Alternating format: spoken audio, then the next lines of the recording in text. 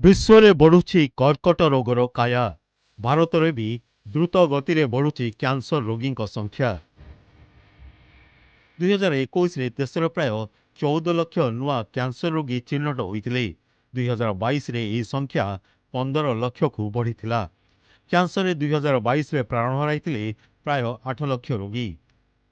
ଏନେଇ କେନ୍ଦ୍ର ସ୍ୱାସ୍ଥ୍ୟ ମନ୍ତ୍ରଣାଳୟ ପକ୍ଷରୁ ରାଜ୍ୟସଭାରେ ବିବୃତ୍ତି ରଖିଥିଲେ କେନ୍ଦ୍ର ସ୍ୱାସ୍ଥ୍ୟ ରାଷ୍ଟ୍ରମନ୍ତ୍ରୀ। ବଢୁଥିବା କର୍କଟ ରୋଗର କାୟା ଓ ମୃତ୍ୟୁ ସଂଖ୍ୟା ଏବେ ବିଶ୍ୱରେ ଉଦ୍ବେଗର କାରଣ ପାଲଟିଛି।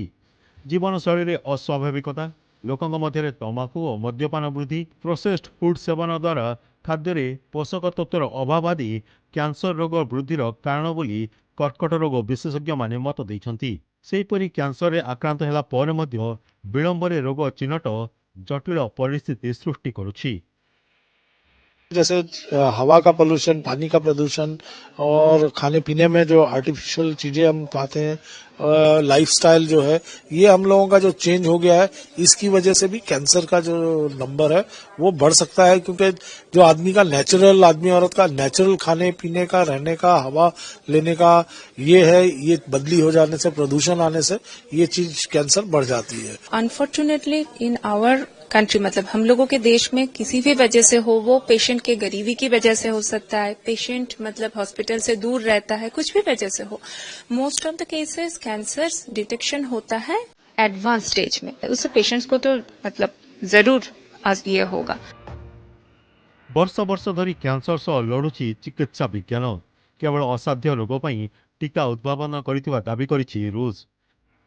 କ୍ୟାନ୍ସର ବିପକ୍ଷରେ mRNA ଭ୍ୟାକ୍ସିନ୍ ବିକଶିତ କରିଥିବା କିଛି ଦିନ ତଳେ ଘୋଷଣା କରିଥିଲା ରୁଷିଆର radiology medical research centre.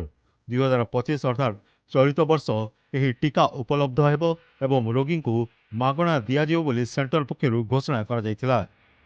ଟୀକାକୁ pre clinical ସଫଳତା ମିଳିଥିବା ଦାବି କରିଛି ରିସର୍ଚ୍ଚ ସେଣ୍ଟର। ଏହି ଟୀକା ଶରୀରରେ ଏକ ସ୍ୱତନ୍ତ୍ର ପ୍ରକାରର ପ୍ରୋଟିନ୍ ତିଆରି କରିବ, ଯାହା ଟ୍ୟୁମର ବଢ଼ିବାକୁ ଦେବ ନାହିଁ। କ୍ୟାନ୍ସର କୋଷକୁ ମଧ୍ୟ ଅଟକାଇ ପାରିବ, ଫଳରେ କ୍ୟାନ୍ସର ସେଲ୍ ଶରୀରରେ ଆଉ ଆଗକୁ ବଢ଼ିପାରିବ ନାହିଁ। ଏହି ଭ୍ୟାକ୍ସିନ୍ ବିକଶିତ କରିବାରେ ଏଆଇର ବଡ଼ ଭୂମିକା ରହିଛି। ରୁଷର ରେଡିଓଲୋଜି ମେଡିକାଲ ରିସର୍ଚ୍ଚ ସେଣ୍ଟର ଟୀକା ସମ୍ପର୍କରେ ଘୋଷଣା କରିବା ପୂର୍ବରୁ ଏନେଇ ସୂଚନା ଦେଇଥିଲେ ପୁଟିନ୍। ବାସ୍ତବରେ ଏହି ଟୀକା ସଫଳ ହେଲେ ମାନବ ସଭ୍ୟତା ପାଇଁ ଏହା ଏକ ବରଦାନ ସଦୃଶ ହେବ।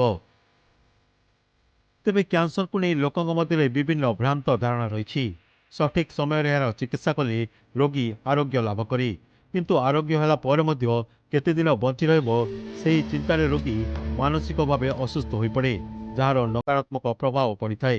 ତେଣୁ ଲୋକଙ୍କ ମଧ୍ୟରେ କ୍ୟାନ୍ସର ପ୍ରତି ସଚେତନତା ସୃଷ୍ଟି କରିବା ଜରୁରୀ।